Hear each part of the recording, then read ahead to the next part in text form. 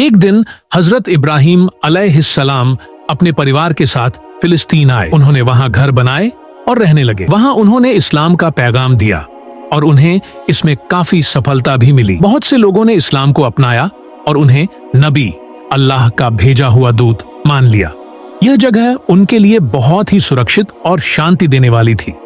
लेकिन फिर एक दिन अल्लाह का आदेश आया, ए इब्राहिम, अब तुम बाबिल जाओ और वहां के राजा नमरूद को इस्लाम की बात समझाओ। हजरत इब्राहिम अलैहिस्सलाम ने बिना देर किए अल्लाह का हुक्म मान लिया। उनकी पत्नी सारा और बाकी लोगों ने कहा कि कुछ दिन रुक जाओ, लेकिन उन्होंने किसी की नहीं सुनी और सीधा बाबिल की ओर रवाना हो गए। कई दिनों की मुश्किल यात्रा के बाद वो नमरूद के इलाके में पहुंच गए। उधर नमरूद, जो पहले से ही अपने आप को खुदा कहलवाना चाहता था, अब और भी ज्यादा घमंडी हो गया था। जब हजरत इब्राहिम उसके महल में पहुंचे और उसे इस्लाम की दावत दी तो नमरूद गुस्से से आग बबूला हो गया। वो जोर से चिल्लाया, इब्राहिम, तुम फिर आ गए?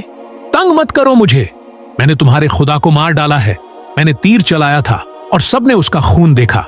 अब तुम्हारा खुदा नहीं बचा और अगर मैं चाहो अब भी तुम्हें भी खत्म कर सकते हूँ। हजरत इब्राहिम ने बहुत ही शांत और नरमी से जवाब दिया, ऐ नमरूद, जिस दौलत और ताकत पर तुम इतना घमंड कर रहे हो, वो सब कुछ उसी अल्लाह ने दिया है। अगर वो चाहे तो ये सब कुछ एक पल में छीन सकता है। उसके सामने कुछ भी छिपा नहीं है। अगर उसने तुम्हारे खिलाफ फैसला कर लिया तो तुम्हारी ये सारी ताकत और घमंड खत्म हो जाएगा। फिर उन्होंने कहा, समझ लो नमरूद, ये जिंदगी बहुत छोटी है और तुम्हारा आखिरी वक्त दूर नहीं है। मैं तुम्हें आखिरी बार सच की ओर बुला रहा हूं। लेकिन नमरूद और भी गुस्से में आ गया और गरज कर बोला, इब्राहिम, अब या तो तुम और तुम्हारा खुदा यहां से चले जाओ या फिर जंग के लिए तैयार हो जाओ। इब्राहिम अलैहिस्सलाम ने बहुत सादगी और हिम्मत के साथ कहा, ठीक है नमरूद, अगर तुम मेरे अल्लाह से लड़ना चाहते हो तो बताओ कब और कहां। नमरूद बोला, बहुत अच्छा, सब कुछ युद्ध के मैदान में तय होगा। इसके बाद नमरूद ने अपनी सारी सेना को आदेश दिया कि जंग की तैयारी शुरू कर दो। पूरे देश में ऐलान हो गया। औरतें, बच्चे, जवान, सभी लोग मैदान की ओर चल पड़े। 2 दिनों में बाबिल का खुला मैदान तंबुओं से भर गया। उसकी फौज 1800 वर्ग मील तक फैली हुई थी और 8 लाख बख्तरबंद घुड़सवार भी मौजूद थे। ये बहुत बड़ी और भयानक तैयारी थी। नमरूद ने अपनी फौज की पूरी तैयारी कर ली तो उसने हजरत इब्राहिम अलैहिस्सलाम को बुलवाया। जब नबी उसके सामने पहुंचे तो नमरूद ने मजाक उड़ाते हुए कहा, कहां है तेरा खुदा और कहां है उसकी फौज? सिर्फ बातों से कोई जंग नहीं जीत सकता। इस पर हजरत इब्राहिम अलैहिस्सलाम ने बहुत नरमी और यकीन के साथ कहा, तू जिस तैयारी के साथ मेरे अल्लाह से लड़ने आया है वो तो सच में हंसी की बात है। मेरा अल्लाह अगर चाहे तो एक छोटी सी मच्छर से तेरी पूरी फौज को पल में खत्म कर सकता है। क्या, एक मच्छर? ये सुनकर नमरूद जोर से हंस पड़ा और घमंड में बोला, अगर तेरे अल्लाह में इतनी ताकत है तो बुला ले उसे। मैंने तो उसे पहले ही मार डाला था और अगर उसके पास कोई सैनिक बचे भी हैं तो वो मेरे सामने टिक ही नहीं पाएंगे। झूठी बातों से मुझे डराने की कोशिश मत कर, वरना तेरे लिए बुरा होगा। अच्छा ये बता, तू क्यों नहीं मुझे ही खुदा मान लेता? अगर मान ले तो मैं तुझे 5 रियासतों का राजा बना दूंगा।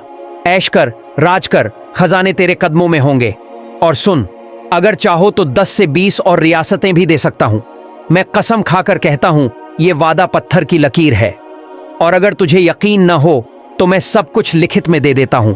सोच ले, ये तेरा आखिरी मौका है। ये बातें सुनकर हजरत इब्राहिम अलैहिस्सलाम का चेहरा गुस्से से तप उठा। उन्होंने सख्त लहजे में कहा, ए अल्लाह के गजब के शिकार, तू मुझे दौलत और रियासत का लालच दे रहा है? तुझे क्या पता मैं कौन हूं? मैं अल्लाह का नबी हूं और नबियों की दुआ कभी खाली नहीं जाती। बच जा नमरूद, अल्लाह का कहर तेरे घमंड को मिट्टी में मिला देगा। इतना कहकर हजरत इब्राहिम अलैहिस्सलाम वहां से चले गए। वो अपने ठिकाने पर पहुंचे, वुजू किया, 2 रकात नमाज पढ़ी और नमरूद की तबाही के लिए अल्लाह से दुआ की। जैसे ही दुआ खत्म हुई, जिब्रील अलैहिस्सलाम हाजिर हुए और बोले, अल्लाह ने आपकी दुआ कबूल कर ली है। बताइए किस तरह का अजाब आप चाहते हैं? हजरत इब्राहिम ने कहा, मैं चाहता हूं कि अल्लाह अपनी सबसे छोटी मखलूक मच्छर से नमरूद की ताकत को मिटा दे। इस पर जिब्रील अलैहिस्सलाम ने कहा, अल्लाह ने आपकी बात को अहमियत दी है और मुझे ये काम सौंपा है। मैं परसों मच्छरों को बुलाऊंगा।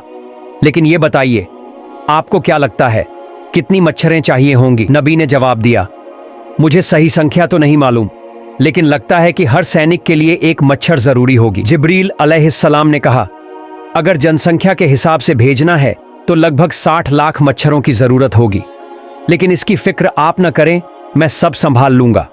अब आप आराम करें और नमरूद को जाकर बता दें कि परसों मैदान में तैयार रहे।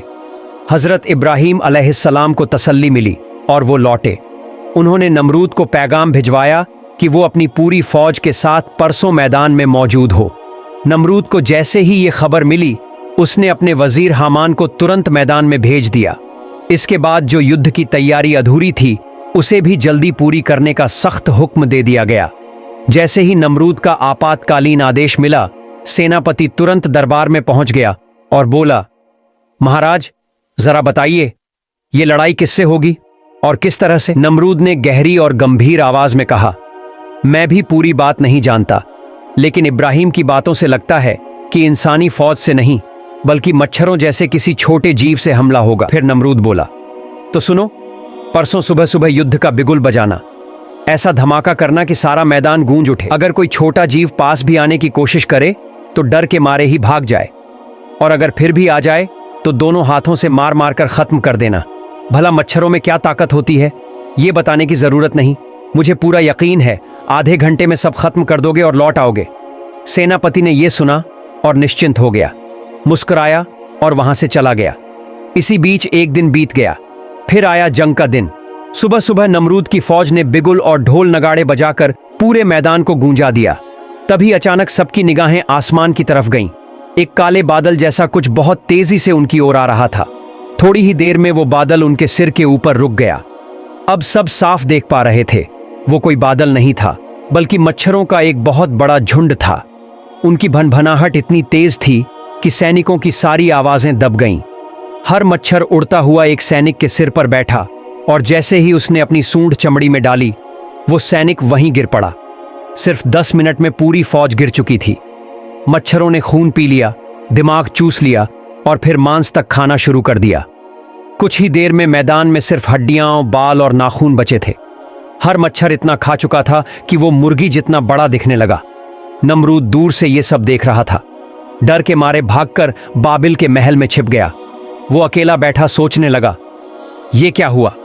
इतने छोटे जीवों ने मेरी पूरी फौज को मिटा दिया। तभी एक छोटी सी लंगड़ी मच्छर उड़ती हुई आई और उसके घुटने पर बैठ गई। नमरूद उसे घूरने लगा और सोचने लगा, क्या यही है जिसने सब खत्म कर दिया? जैसे ही उसने मच्छर को मारने के लिए हाथ बढ़ाया, मच्छर उसकी नाक में घुस गई, सीधा उसके दिमाग में, और फिर शुरू हुआ ऐसा दर्द जो बर्दाश्त के बाहर था। नमरूद पागलों की तरह अपने सिर पर घूंसे मारने लगा। तभी थोड़ा सुकून मिलता। जब रुकता तो दर्द फिर लौट आता। उसने लकड़ी के छोटे छोटे हथौड़े बनवाए ताकि खुद को मार सके। एक दिन और एक रात यूं ही बीत गई। फिर उसने एक नौकर रख लिया जो उसके सिर पर लगातार चोट करता रहे, तभी आराम मिलता। इसी बीच अल्लाह ने जिब्रील अलैहिस्सलाम को भेजा। उन्होंने हजरत इब्राहीम अलैहिस्सलाम से कहा कि अब नमरूद को दोबारा सच्चाई का रास्ता दिखाओ। नबी उसके पास पहुंचे और बोले, अब तो समझ आया, एक खुदा की ताकत देख ली तूने, अब भी वक्त है, शिर्क छोड़ दे और सिर्फ एक अल्लाह को अपना रब मान ले। हजरत इब्राहीम अलैहिस्सलाम ने आखिरी बार नमरूद से कहा, एक बार कलमा पढ़ लो, मैं तुम्हारी आखिरत की निजात, छुटकारे की जिम्मेदारी ले लूंगा। लेकिन नमरूद ने घमंड से कहा, तुम कोई आम इंसान नहीं लगते, जरूर कोई बड़ा जादूगर हो। मैं तुम्हारे इस जादू के आगे झुकने वाला नहीं हूं।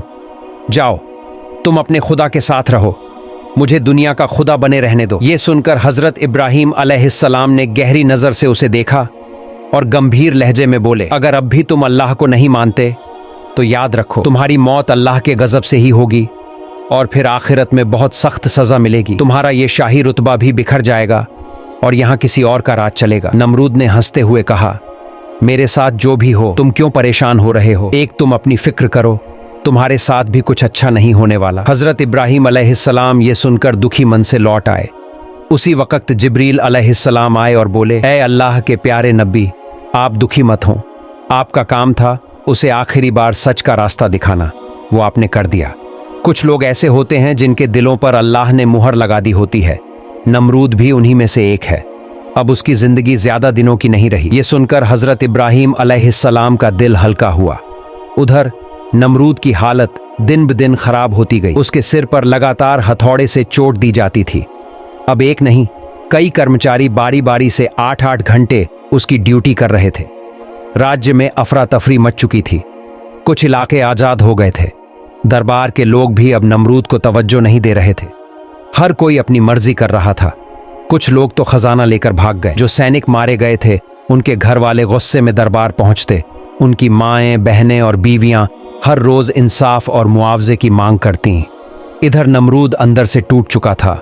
उसका शरीर भी कमजोर हो गया था और दिमाग भी। उसे चीजें याद नहीं रहती थीं। गुस्सा बढ़ गया था। अब उसमें सहन करने की ताकत ही नहीं बची थी। उसके अपने लोग भी अब उसे छोड़ने लगे थे। देखभाल में भी लापरवाही होने लगी थी। एक दिन जब सिर पर हथौड़ा मारने वाला कर्मचारी थोड़ी देर को बाहर गया तो नमरूद गुस्से में पागल हो गया। जब कर्मचारी वापस आया तो नमरूद ने उसे जूतों से पीट दिया। कर्मचारी को बहुत बुरा लगा। उसने मन ही मन बदला लेने की ठान ली। फिर एक रात जब उसी की ड्यूटी थी, उसने बहुत जोर से लकड़ी का हथौड़ा नमरूद के सिर पर दे मारा। उस चोट से नमरूद की खोपड़ी फट गई और फिर उसके सिर के अंदर से एक मच्छर उड़कर बाहर निकल गया। प्यारे दोस्तों, यहीं पर हमारी कहानी खत्म होती है।